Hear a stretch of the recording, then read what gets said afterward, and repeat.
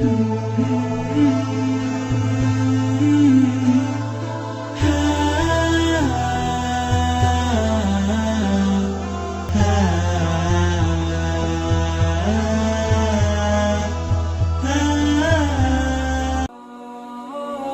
pernah melakukan zina dan minuman keras. Bagaimana dengan amal ibadah yang saya lakukan saat ini, dan bagaimana dengan hukum Islam tentang rajam dan potong tangan dan lain-lain? Apakah saya masih bisa berharap surganya Allah? Mohon nasihatnya Ustaz. Pertama sekali, hukum dalam Islam kisos, potong tangan, dipenggal lehernya, potong tangan kalau mencuri, dipenggal kalau membunuh, dirajam kalau berzina. Ini berlaku bagi orang yang kepergok. Berlaku bagi orang yang kepergok. Tidak berlaku bagi orang yang antum pernah berzina 5 tahun lalu, sekarang sudah taubat. Lalu antum datang kepada seorang ustaz atau kiai, saya sudah berzina, rajam saya. Bukan begitu. Makanya hadis Bukhari yang menjelaskan, seorang wanita pernah datang kepada Nabi SAW dan berkata, ya Rasulullah, saya sudah berzina dan saya hamil dari zina. Dia buat pengakuan. Apa kata Nabi SAW? Kau lagi hamil, pulanglah, melahirkan anak itu, karena anak itu gak ada salahnya. Apa kata ulama hadis? Yang dimaksud oleh baginda Nabi SAW, pulang taubat, jangan kau kesini. Kalau tidak kepergok, udahlah, taubat, lindungi, kau berlindung di bawah naungannya Allah. Jangan, tidak ada, kita bukan seperti Katolik teman-teman yang harus pengakuan dosa disampaikan segala, lalu kemudian pasturnya kasih air suci lah kamu selesai. Dalam Islam itu, karena dalam pengakuan dosa nggak ada, antum tutupin dosa itu. Kata Nabi SAW dalam hadis Bukhari Muslim, orang yang paling buruk di sisi Allah adalah orang yang sudah Allah tutupi kesalahannya. Dia zina dari malam nih, Allah tutupi sampai pagi, lalu dia sendiri yang mengekspos kesalahannya. Saya tadi malam, saya begini. Untuk apa? Wanita itu teman-teman pada saat sudah selesai melahirkan 9 bulan, masih kembali, ya Rasulullah, saya sudah melahirkan. Kata Nabi SAW, susui anak ini, masih ada waktu 2 tahun. Disuruh taubat oleh Nabi SAW, gitu kan? Pulang, habis menyusui, ternyata iman dalam hatinya masih kuat. Ya Rasulullah, saya sudah menyusui, rajam saya mau disucikan. Barulah Nabi SAW mengatakan, baik, keraskan bajunya, kemudian dirajam, gitu kan? Karena dia terus meminta kepada Nabi SAW, tapi awalnya disuruh pergi, gitu kan? Lalu kemudian teman-teman sekalian, yang terjadi waktu lagi dilempar, ada seorang sahabat mengatakan, semoga Allah melaknatmu, kenapa kau berzina? Kata Nabi SAW, jangan kau laknat dia, perempuan ini, demi zat yang ubun-ubunnya Muhammad dalam genggamannya, dia telah bertaubat, kalau dibagi untuk 70 orang penduduk Madinah cukup buat mereka semua masuk surga. Luar biasa orang ini, jangan itu. Ada pernah sahabat mengatakan, ya Rasulullah, saya mencium seorang wanita di pinggir Madinah, asabtul nisa, asabtul mar'ah. Dalam ulama hadis mengatakan, dia mengatakan, saya sudah menciumnya, saya sudah memeluknya, tapi tidak terjadi berzinahan. Kata Nabi SAW, atusolli ma'ana, apa kau sholat bersama kami berjamaah? Kata dia, iya. Kata Nabi SAW, idhab, pergilah dari sini.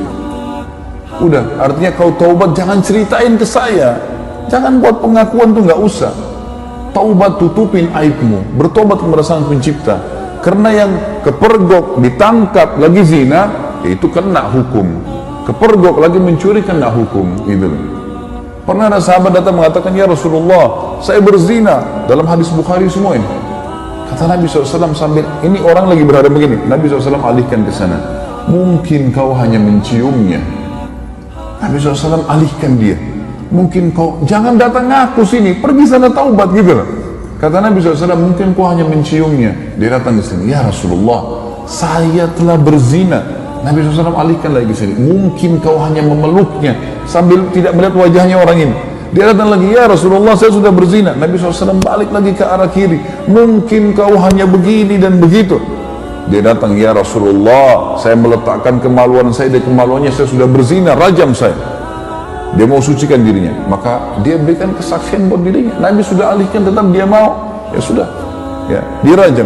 Pada saat lagi dilempar, Pada saat lagi dilempar teman-teman sekalian, ini riwayat Bukhari, lagi dilemparin, sahabat ini rupanya kesakitan, lagi dirajam, lari dia.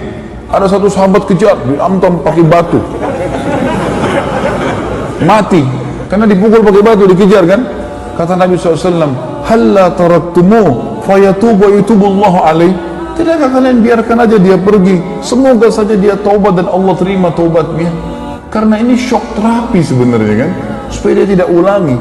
Dalam Islam tidak ada teman-teman begitu orang buat mengaku penggal lehernya, mengaku potong tangannya, bukan itu. Ini memang Allah mengatakan walakum fil qisasi hayatun ya ulil albab.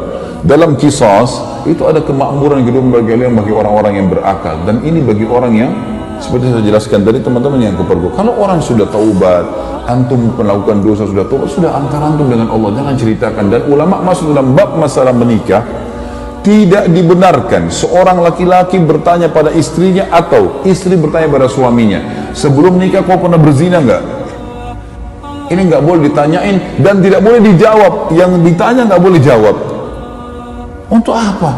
Baik kalau dia bilang iya saya pernah zina, gimana? Untuk apa nanya? Sekarang depan mata saya ini istri saya, ini suami saya, selesai. Yang saya tahu zahirnya adalah orangnya baik, itu hukum kita. Jangan korek-korek yang kita tidak tahu, nggak usah. Nggak perlu. Nggak usah periksa-periksa HP. Ngambil tugasnya malaikat. Lah iya, Allah titip malaikat kiri kanan enggak?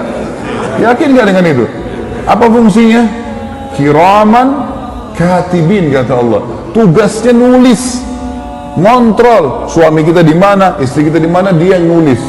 Dan tidak ada luput, tidak ada yang luput dari penglihatan Allah SWT. Tidak ada dosa yang luput. Jangan repot-repot kita yang sibuk hubungi siapa, bicara sama siapa, habis umur untuk itu. Saya bilang sama istri saya nggak akan periksa HP-mu, urusan kamu dengan Allah.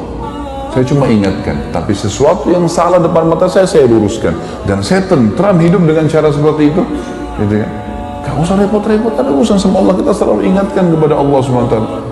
Ini nggak usah repot-repot, ini sekretaris dua ini luar biasa, nggak tidur, nggak capek. Ma yalfidhu min qawlin kata Allah, tidak ada satu kalimat yang terlewat illa ladai raqibun, kecuali dirakib, dikontrol, diawasi, dicatat semua. Jadi nggak ada sesuatu yang membuat harusnya kita melampaui batas, teman-teman sekalian. Jadi seperti itulah hukum syar'i, ya. Dan yang menjatuhkan vonis hukuman qisas hanya pemerintah setempat. Saya tutup teman-teman sekalian dengan perkataan saya.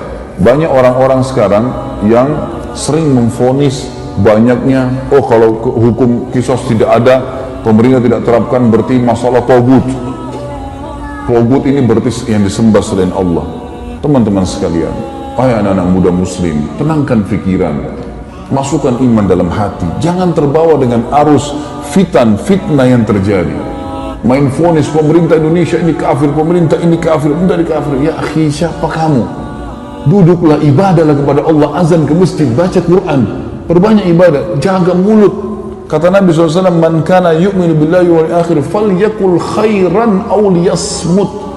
Siapa yang mengaku beriman pada Allah dan akhir, dia cuma ucapkan yang baik, yang dia tahu dan dia tahu bermanfaat buat dia di akhirat, atau dia diam. Jangan ikut campur, gak usah.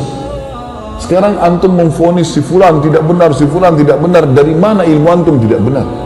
Indonesia ini bukan negara Islam. Tapi teman-teman sekalian, berapa presiden kita? 5 atau 6 sebelumnya yang sampai sekarang muslim atau bukan? Muslim. Salah satu syarat negara Islam, pemimpinnya muslim. Yang kedua, mayoritas masyarakat muslim atau bukan? Nah, tinggal yang ketiga syaratnya, terterapkannya hukum Islam, kan gitu. Baik, pertanyaan di Indonesia, apakah hukum Islam sudah diterapkan? Sudah akhi, sebagian belum. Sekarang begini anda, ini hukum Islam belum? Bukan duduk di majelis ilmu begini. Takbir masjid, hukum Islam bukan? Azan dikumandangkan, 5 waktu sholat dikumandangkan. Kalau kita Ramadan diiklanin enggak?